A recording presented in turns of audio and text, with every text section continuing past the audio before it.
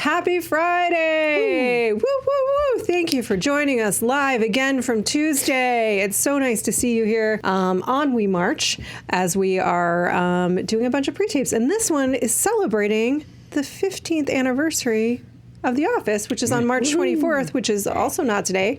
But it's coming, and so we're going to talk about it today. Just couldn't wait. Well, the reason is we really don't know what's going to be happening on March 24th, quite frankly. Anybody's guess. But we're going to talk about The Office today because I think it's an important thing to talk about, Dan Merrill. I watched an episode of it yesterday.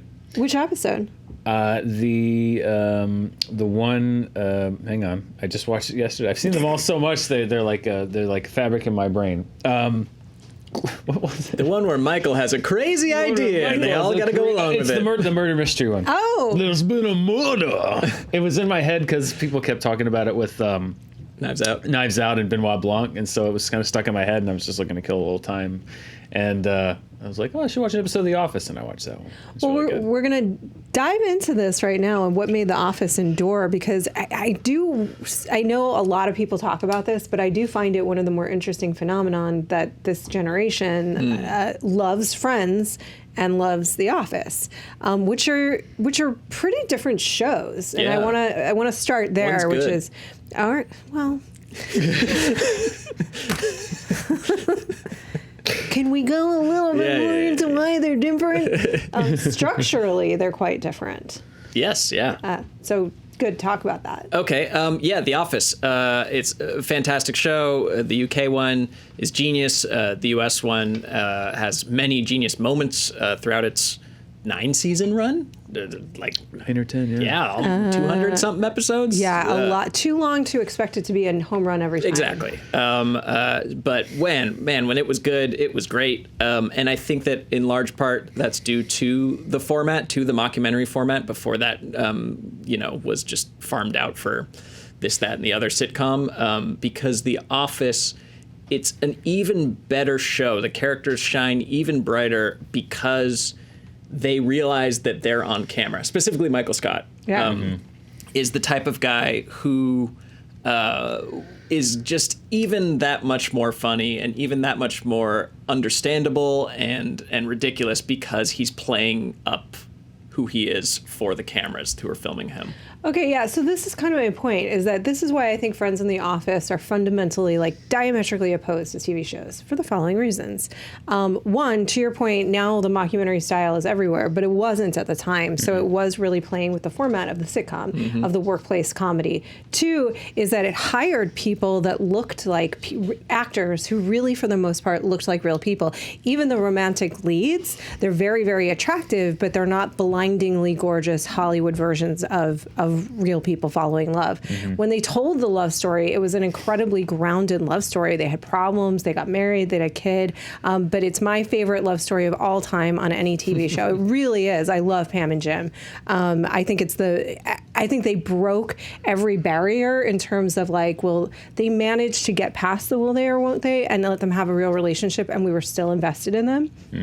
Until that dumb sound guy story. Yeah. That was stupid. I have a bone to pick with the sound guy, and I want to talk about that, Dan, because I couldn't agree more. Hated that. I hated that so much. Worst. Oh my God. Thank you. Because that was not their relationship. That was not who they were. Who they were. Totally betraying the character. Who they were was the time that Pam was in New York and having fun with her school friends, and Jim was going to go, and he turns the car around and he says, "Nope, I'm not going to do it because I'm not that guy, and we're not that couple." That's right. Their relationship. That's their relationship. Yep. Oh my God. We got a lot of ground to cover. Where were you in the IGN comments when I wrote exactly that, and I got a lot of flack for it when I reviewed the last season of The Office, and my biggest bone of contention was what they did with Pam and Jim, which I thought was a total betrayal of the absolutely stunning work they had done with those characters before that. But The Office, to your point, is also incredibly self-aware. These are incredibly flawed characters. Friends is Friends is 100%, it falls into those tropes and falls very much, their apartment is so huge in New York. They're ridiculously beautiful. It's all very glossy. They are not self-aware. It's like the same beats and the same jokes over and over again. They're really, really different shows. So I just like don't get why they're both super appealing. But what do you think of in terms of the UK office versus the US office? How much does the US office owe to the original? I mean, I think that the U.S. office took flight when it stopped being so beholden to the tone and the pilot for the U.S. office is literally word for word the same script as the pilot for the U.K. office, and it doesn't work because it's about culture.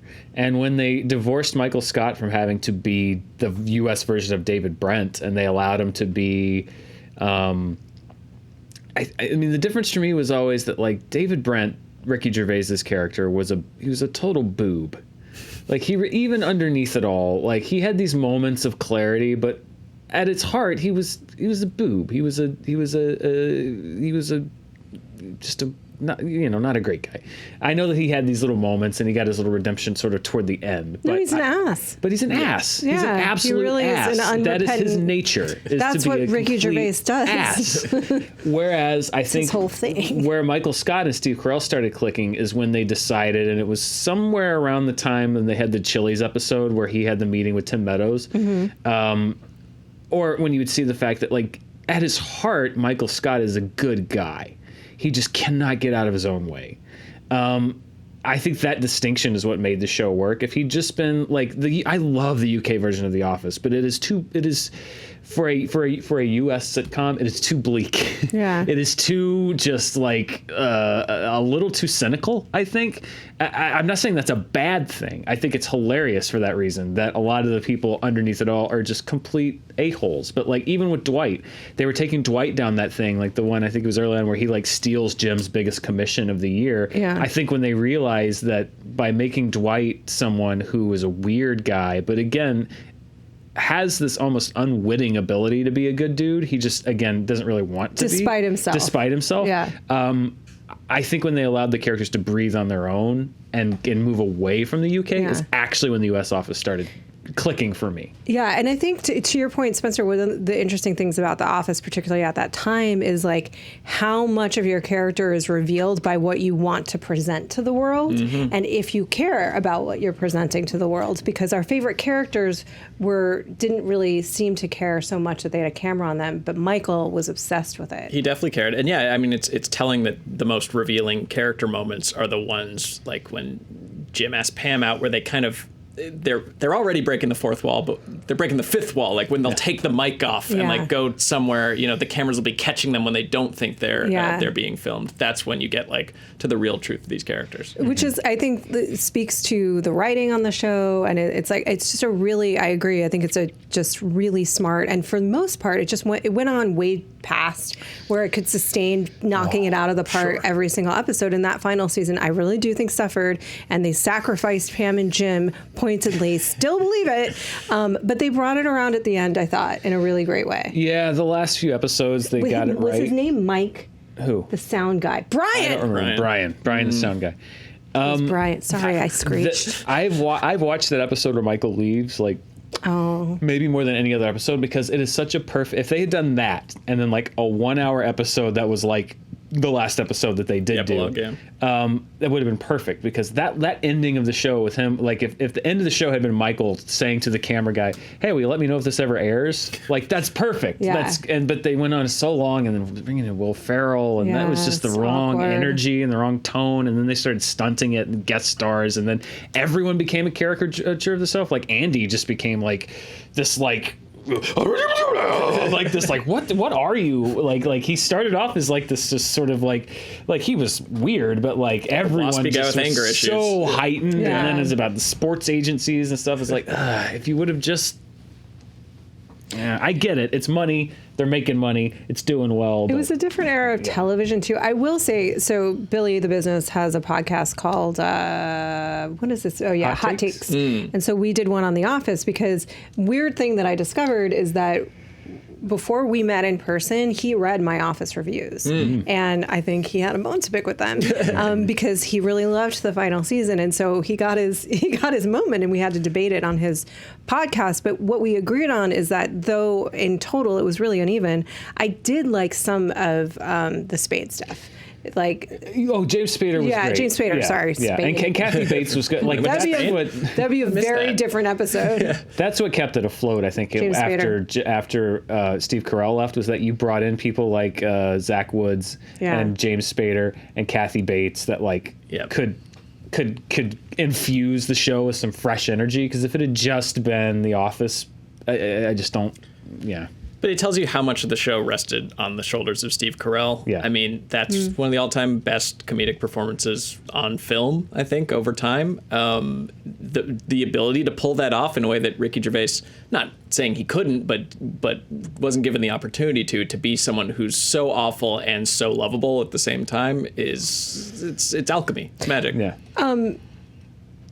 We have never done The Office.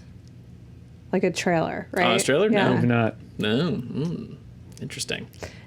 5 more years. And then, So this is one of the things you were talking about, culture. This is one of the most fascinating things about The Office to me, is that it's the international remakes. It basically became a franchise. And so there were 9 other versions: French, Czech, German, Israeli, Swedish among them.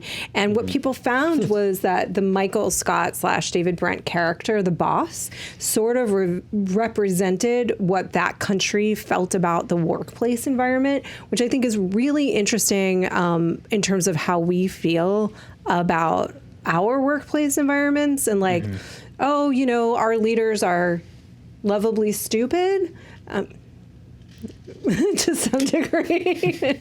I don't know. I've just always thought that was really interesting and quite a cynical picture for the UK. Yeah. Well, I'm going to paraphrase Ricky Gervais, and I hope I don't get it too wrong, but he talks about the difference, particularly in culture in the UK, which is that versus the US. He's saying that, in the United States culture, when kids are brought up, it's like, hey, I want to be president someday. Parents will be like, you can be anything you want to be. Yeah. And in the UK, when they say like, hey, I want to do something great, their parents will say like, why would you want to do that? Yeah. And he's like, that's the difference that he was bringing to the culture. And I think that is sort of the difference in the shows too, is like at its core, the U.S. Office is very aspirational. Yeah. It's about people wanting to be something bigger and better than what they are. Whereas the UK Office is about sort of just being trapped. Yeah. Being trapped and learning to be okay with being trapped, or learning to, exactly, like be thankful for what you have, to a certain extent. Never. I mean, again, obviously that's not the entire message of the show, but I think that's the difference between the two of them. But the culture of The Office, particularly, it hit at a weird time too, where like Facebook and stuff was becoming big, and so they could grow along with like this idea of technology growing, and the fact that they're a paper company was already something that was out of date, but the fact that they were on when technology was taking over everything, they got so much great material out of that. Yeah. Well, also Infinity. Yeah. Well, I think another interesting thing about that is that they're coming along when social media is coming along, which is in a meta way, bless you. I mean, it's a way that people talked about television that was new, and the way that we kind of had connected water cooler. Bless you. Worried. I'm fine. We'll be down to 2 next episode. The next episode, you'll be seeing me and Spencer. I'm just going to add one more beverage. As we send Dan home. Stay hydrated. Don't gargle bleach, which is one of the things that people have talked about. So what's interesting about that is like what we were saying is it's a show about how do you present yourself when you're really worried about what other people think about you, which has been our entire culture since social media exploded. Like it is the version of you that you put forward to the world that is very, very different than your reality, which is pretty interesting, because the whole thing about The Office was how much was seeping through of what they were trying to hold back. Yeah. It's such a good show, y'all. Really good. It's really good. Wow. But too long. A little too long. Yeah. Trim 2 seasons out. Well, just end when Michael leaves. Do you have least favorite episodes?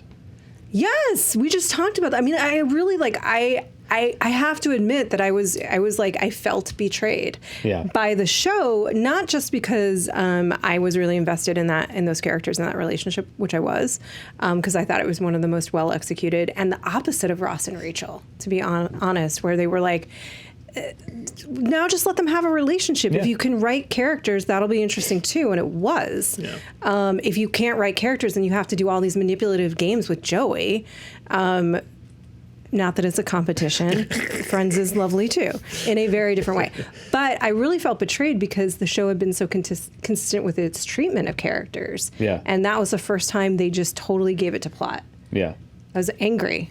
Those are my least favorite ones. What about you? My favorite, I think that Dinner Party is a perfect episode of television. That's great. You went positive. Well, I have least favorite too, but Dinner Party is my favorite. I think it's my favorite episode of the show, period. Just everything is just perfect. Just the little flat screen TV, the passive aggressiveness of Michael and Jan back and forth, and just her dancing to her assistant song. Oh God, that's so coming good. on to. I love that episode. That's my favorite.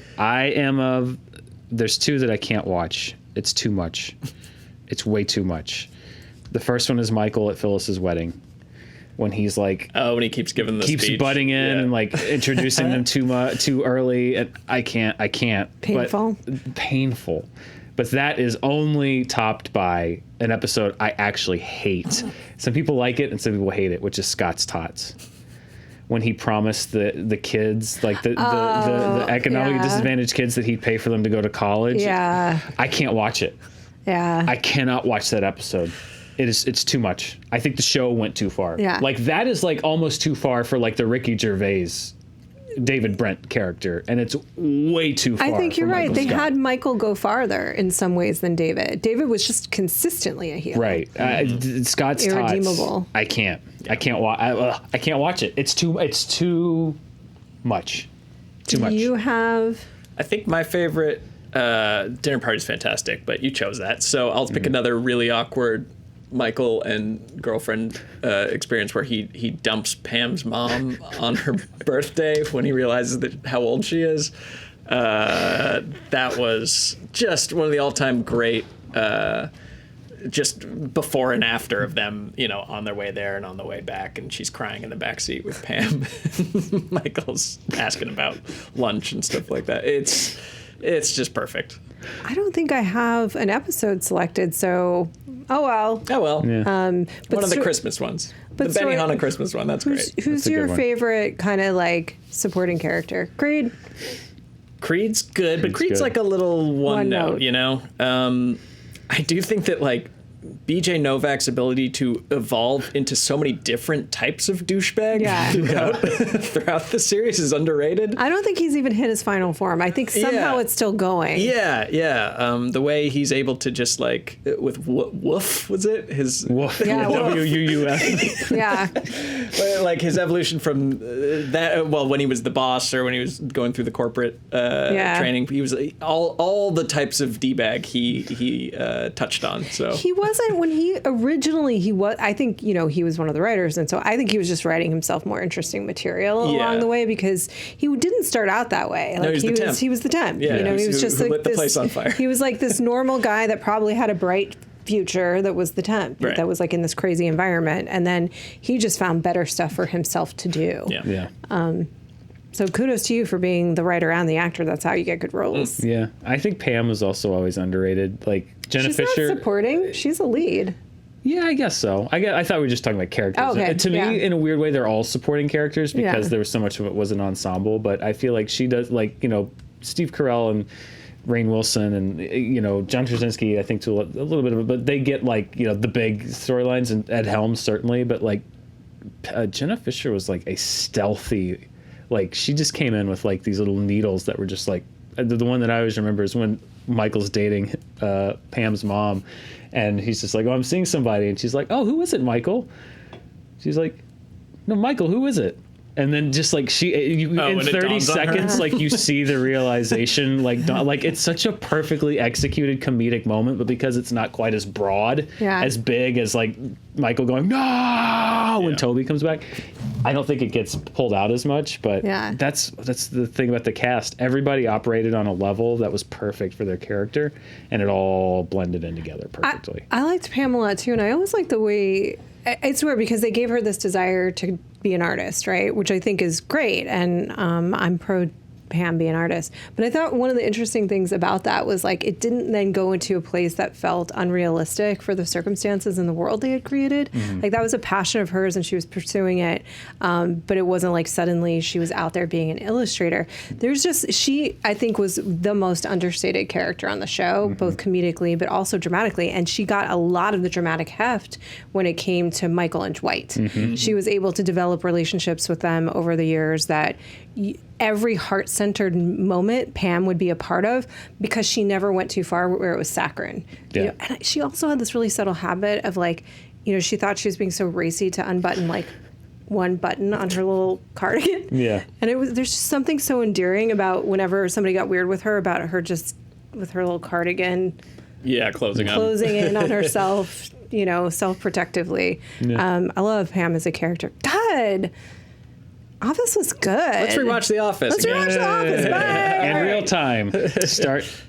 Play now. Now. Thank you guys so much. Well, I think we unpacked why the kids like it. It's a really good show. It's great. I think that'll be timeless because, you know, the specifics of what people are working on will change, and they aren't really important in The Office. Paper's not important to it, but the experience of coming into an office every day with strangers who become like a surrogate family, like it'll always be resonant. The case, yeah. And I think the availability of it is another big reason why, because it's just so accessible. Because it was on at a time where Netflix Instant was becoming a thing, and people could watch it, and so I think so many more people watched it because it was there. I mean, dating ourselves, I remember that being one of the first things that I would TiVo. Like, I got to get a season pass to The Office. So it would my DVR would always pick it up on Thursdays. Well, it was perpetually on the bubble. And I remember when it came back for season 3, I want to say, they said that it came back for season 3 because I think they were going to cancel it. Either after season 1 or season 2, they were going to cancel it. And then somebody said, oh, they're selling a lot on iTunes. Yeah. So we should keep the show because people are renting it or buying it on iTunes, and so the money's coming in. It was one of the first times I remember a television show surviving based off of a metric that wasn't just ratings. It was like, oh, well, the ratings are okay, but it does really well on iTunes, so they're going to keep it around. It is too. It's interesting because it's one of those shows that's like endured, and yet it wasn't a hit, you know. And I think. Also, there was Breaking Bad was one of the first shows too that like it didn't do all that well, and then was on Netflix, and people caught up on Netflix, and then came back, and then many people were addicted. It still wasn't like bonanza numbers the way Walking Dead was for a period of time, but it then did much better, and it was entirely the benefit of being able to stream it. Yeah, I mean, thank God. But even Breaking Bad, I think, had its sort of pop culture moment. Like The Office, I think, is bigger now than it ever was when it was on the air. Yep. Which is weird, it's right? So weird, but I think it is. I think it's bigger and more popular now than it ever was when it was airing on NBC. The memes. Yeah, the memes. Is it the memes? Yeah. So what's the Friends phenomenon, do you think? Oh, just there's always... No, I'm not gonna do it. I'm not gonna insult the tens of millions of people who like Friends. I was gonna say some really mean stuff about them. Oh, okay. Well, then I'll move on instead to thanking you guys so much for subscribing, sharing, commenting, and hitting that bell. Ding. I encourage you to like whatever you like. Exactly. It's okay to have comfort television and things that you watch just because it kind of makes you feel good. I have those. I like Superstore. Great. Once a week. I've never seen it. I find it to be a very enjoyable 30 minutes of time when I can unplug from my worries and cares for the day. Great. Not unlike Cheers once was. Fan questions. This is via the community tab. Tasu asks, what are your favorite pick-me-up movie? Oh, right on topic. What are your favorite pick-me-up movies or movies that restore your faith in humanity? Love you. Love you too. I don't think you were talking to me specifically, but I still love you. Oh, that thing you do. That's good. It's very pure. That's sweet. It's very uplifting. It's very, it's not without conflict, but it's just, I like it. It's a nice little piece of nostalgia that I enjoy watching if I'm feeling blue. It also has family connections for me, so it just reminds me of, my family, and it came out at a certain time. I was a teenager, and I love the music. Yeah, I love that thing you do. Yeah. Makes me feel good. Probably Bloodsport. Makes me happy. Frank Duck's a legend. True story, entirely true story. Bloodsport. Don't know if you knew that. No. It all happened. Exactly 100% as portrayed accurate. by Jean-Claude Van Right. Damme. It's just funny and fun and ridiculous, and it makes me happy to watch it anytime it's on TV. Awesome. I don't think I have anything like this, you guys, in the form of a movie. I have like TV shows actually that I'll watch for that reason that I find kind of like nice. And I just mentioned one, but here's where Spencer is going to mock me. There's a movie that it's not necessarily the whole movie though. I like this movie.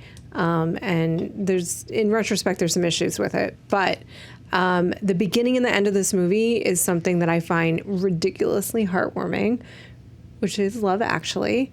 The beginning and the end of the movie is just real footage of people greeting each other at Heathrow. And, Hugh Grant has this whole thing of saying, like, people say the love has disappeared and there is no love in the world, but I go to the arrivals gate, which probably wouldn't exist anymore, at Heathrow Airport, and I see love everywhere. Mothers and daughters, fathers and sons, friends, old friends, new friends. And then they just show this footage of people greeting each other at Heathrow, and I swear to God, Best part of the movie. It is. Agreed. I'm serious. Wish the movie was about that instead of how horny everyone is. Well, at first sight, there's no actual love in that movie. There's lots of horniness, though. There is love in that movie. There is love in that movie. Which one? Laura Linney and her brother. Liam Neeson and his son. It's Liam Neeson and his son. But Liam Neeson and his son, his son's in love with a girl who has the crush. Name of his dead mother. Yeah. I feel like you need to like talk to him about maybe some other things rather than like, here's how you go get her. Yeah, no, it's a rom-com, but like the Laura Linney one is like an unhealthy relationship, and like it always breaks my heart watching that movie, but she does love him. I need more Mr. Bean. They cut a lot of Mr. Bean out of that movie. He was like he was supposed to be Cupid. Cupid. He was supposed to be in every single storyline, but they cut him down in that one scene. I think Alan Rickman. Mm-hmm. Awful. Yeah, well, he makes a bad mistake, but they make their way through. Yeah. Very little love is what I saw on Really? screen. I saw a lot of I saw a lot of infatuation. We just gave you examples of love in that movie. Sure, you can stretch for those two. I'll give you those two, but there's like 6 other ones that's what like about mostly... Bill Nighy and his friend? Yeah. What the hell was that? That's a lifelong love relationship. That's not love. That's like camaraderie. That's like you work together for a long time. You can have love for your friends. You can have deep love for your friends. Sure, I didn't think I saw that on screen. I saw a lot of people hitting on their underlings, is what I saw. Well, that is okay. Yeah, that's up there, and that's true. That is horrible. And God, lensing it the wrong. See, this is what I'm trying to talk about. See how Dan and I lens this movie, and we see the love that's there. It's in there. Oh, my Portuguese maid is stripping down to a brassiere and taking a bath in the lake outside. The whole point of the open of the movie is that it isn't always the obvious thing. No. Love actually is all around you. It's just like love is like anything else. It's not. That's why the Pam and Jim relationship is so good. It's not. I'm going to buying this walking vagina that works for me. That's the Rickman story. I think that's what we called on a trailer. The walking vagina. Yeah, she's like, "Hello, Mr. Whatever." Hey, get the camera over here. Hi, nice to see you. It's ridiculous. That movie's gross. Love Actually is. I like the Heathrow scene. It cheers me up. It's nice. Makes just like me Harry happy. and Sally at the real couples, and it's a cute thing to steal. It's not. It's not stealing it. It's homaging. Yes, homaging. Harry Met Sally is such a. But that's a movie that's irritating too. Actually, in retrospect, I can unpack that for us later. Those aren't real couples, by the way. I found that out. They're stories from real couples. But those aren't the real couples. That's what I read. I could be wrong. I think the people at Heathrow are real. Oh yeah, those are real. Yeah. I mean, what do you think love is, Spencer? Love's not perfect. Love's like Jim and Pam. It's like it's complicated. I'm just saying, it's not that it wasn't love, but it mostly, like 6 out of the 8 storylines, is the first blush week or month of a relationship. Right, which that's not love. That doesn't last. Yeah. And that's not love. I agree with you. I mean, it's the doorway into whether you're, and then over time that love is the decision to commit and recommit and recommit every single day to your chosen pain in the ass. And that is love, you know. What is love? And love is just deeper and deeper levels of acceptance, basically. I'm just as in love as I was. Oh, I am too, but it's in a very different way than early on. It evolves. Yeah. But I've also the stew known thickens. How long have you known? Been together for 6 years. Yeah. For 3. And just over 4. Okay, so we've known each other for 15 years. Wow. We've been together for 8 of those years. So like, there's just like I feel like it's a very evolving dynamic that happens of a deepening of a friendship. But that's a thing that you can easily take for granted. We should move on. Next fan question. Best movie fart. Freddie Happerly says, what is your favorite cooking show and what would your signature dish be if you were a contestant? I think we know it's baking show. The Great British Baking Show. No contest. Not even close. Okay. For me. Love it. Can't get enough of that Great British Baking Show. What would you bake? Bake Off. Bake? I don't know. Because, sometimes, I guess it would be, what would my signature be? Yeah, your signature dish. And I don't know how to bake that much, or I haven't tried baking that much. So I imagine it would probably be something like a pie, some kind of a pie. I'm going to say, since it would be the Great British Bake Off, and I would be a Yank, then I would say an apple pie, because that seems nice. Appropriate for the if I were an American on that show. All right. Let's say apple pie. Never made it, but I learned how to make it. Lots of cinnamon. Mine would be sounds good. The original, the Japanese Iron Chef series. So good. Go. Yes. I'm getting hungry again. Why do we keep talking about food? I mean, it's so incredible. Obviously, like, the overdubbing is fantastic and makes for a lot of funny moments where they're having to overdub like noises and stuff like that, where the voice actress will have to be like, golden brown. There's a lot of comedy, intentional and unintentional. The show, just the idea that they turn the chefs into these, wrestling superstars with like these amazing elaborate entrances and just build them up to be, they're great chefs, and they actually live up to it. Like, they are all incredible chefs. But I'm just thinking about food. Sorry. Yeah, the mythos that they build around, Iron Chef Chen Kenichi. Oh, he's like the god of spice. And like they'll bring these people in. And it'll be like Chairman Kaga will be like, yes, I know this region is known for its umeboshi plums, and this family has been making it for like the storybook intros of every little repeated thing about that show's format is incredible and unique, and I love it and I miss it. So instead of a signature dish, if they were to pull the blanket or whatever off of the ingredient, what would you want on that table for you? What can I actually work with the best? Have you seen Iron Chef, Roth? Yeah. Okay. Yeah. I like cuisine. Probably an avocado, California boy. I could probably do a lot. I could make a guac. I could put it next to other things. It's good on its own. Toast? There's very little that an avocado won't work with. Yeah. I'm sure we could find the thing, like grapes. Nope, works. I just made it work. There's like no cooking show that I don't like. I think I was just trying to think. I love Chef's Table. It's so beautiful. I would not have the ability at all to approach a signature dish on that show. There's a show that's like about.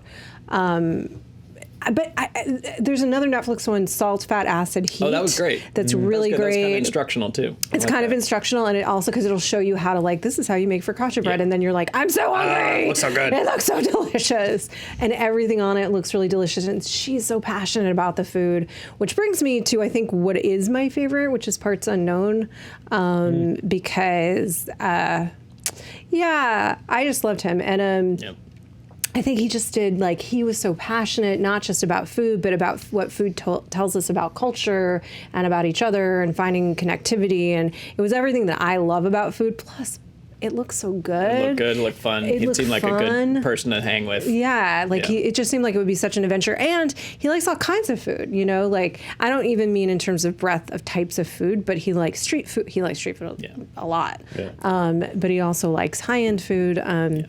Anyway, that's probably. I know we got to get going, but quick, just addendum. Least favorite cooking show / person, Bobby Flay. you dick. You jumped on the counters at Kitchen Stadium and defiled it. You should be ashamed of yourself. And also, throw down with Bobby Flay. What kind of effed up premise is that for a show where it's like these people thought that they were getting their own hometown restaurant highlighted, and here comes Bobby Flay sauntering in there like, I'm challenging you to a cook-off. I have an unlimited budget, and you just have to make the same dumb slop you always been making, and I'm going to blow the pants off you and humiliate you. Bobby Flay! Yeah. Why does Guy Fieri get so much bad press and Bobby Flay does not? Could not be more. Did you ever watch Throwdown? No. It's mean. Yeah. It sounds really mean. It is. No, it actually really is mean. Guy Fieri's like, I'm going to come to your town and give you free advertising and make sure that you don't go bankrupt. Yes. Oh, look how good your food is. Yeah. I think it's the hair. And the hair's not his fault. I think like they had... No. I think literally, someone correct me if I'm wrong, but I'm pretty sure that what happened was he did that, like it was done to him for a show, and then that became his look, and he just couldn't get away from it. I think it was like, maybe, I don't know about the hair. I think he said that like when he was doing early, like Next Great Cook stuff or whatever the show was that made him like that they would dress him in bowling shirts, and that just became his thing. He just kept wearing bowling shirts. I like him, and if you go watch Throwdown, it's exactly what Spencer said. It's basically like there's some small town restaurant where they have a signature dish, ribs, whatever it is, and he'll come in and be like, let's see if you can beat me, and it's like, why not just enjoy their food and talk about how delightful it is? I looked at their ribs and they use like brown sugar and ketchup on there, so I'm gonna bring in foie gras, truffles, and gold flake. Yeah. It'd be like Kevin Durant showing up to a high school basketball team. Like, let's see if you can take on me. Yeah, like, no, nobody wants to see that. Totally. It was like a really mean, and I said, okay, you know what? We found a cooking show I don't like. There you go. Wow. It was Throwdown. I did watch it for a while. I was always happy when he lost. Yeah. I was so happy when he lost, which sometimes he did. The Hunt. Oh, sorry, go ahead. Oh, pardon. I was just going to say last thing. British kitchen nightmares, not American. British kitchen nightmares will always be a favorite of mine. Because A, it's uncensored. B, Gordon Ramsay's not playing... Like, he doesn't have to play the same kind of character. I mean, he's still over the top. He doesn't have to play the same character. And everyone's like... People are allowed to be nice on that show, and like the people that are incompetent, you believe are incompetent, and it's just fun to be like, oh, you served this, it's raw, you could have killed somebody. Like, you still get that, but you also get him being like, let me talk to you over here, come here, you know, and he just like huddles with them in a corner. It's like, what's going on, you know, like the stuff that they don't let him do really here. British kitchen nightmares, if you can find it, it's good. I will say Hell's Kitchen was kind of my gateway drug for cooking shows. Yeah. I think it was one of my early... That one episode, or two-parters, I think, with the Scottsdale couple. Oh, Amy's Baking Company? Yes. Yeah, that's something else. Some of the better episodes of television ever made. It really is. I'm really hungry now, you guys. Yeah. I know. That's what my lighthearted things are. They're cooking shows, like Great British Baking Show is something that I go to for if I just want to feel better about humanity. They're so polite and delightful to each other. They're so supportive of each other, even though it's a competition. They're just feeding each other. The food doesn't look that tasty to me on that show. Sometimes it does. Which one? Baking Show. I'm just not a sweets person. Yeah, sure. See, I am. So I want to eat everything they make. Yeah. Yeah. Your dreams of sushi. These are the things that actually do cheer me up. Oh, The Voice. Don't judge me. You and the rest of America. Yeah. Yeah, you're in good company. Okay, The Hunt opens this weekend. Oh, he's doing a Would you choose? Okay, Spencer. I think he'll know. I hit the button. Singing. Oh. He turned for us. 4-chat turn. The Hunt opens. I just like to see people do their thing and be recognized for it. The Hunt, and they're not mean on that show, which they actually... Kick to the junket. We have 7 more to film. They just really quickly... It's my fault. I interrupted this first. Do you know why they got the tone of The Voice, which is really nice in comparison to American Idol? Because they couldn't be another American Idol show. Baking show. Oh, yeah. They recognize that people would be open to the idea of people just being nice to each other. And I like that. Because the world's a mean place sometimes, and then it's a nice place, and that's nice. The Hunt, and then there's hunting people, which inevitably, I got to admit, I do like a good people hunting storyline. There's been a number of movies that are about people hunting. There's one that's opening this weekend. There's one about deer hunting.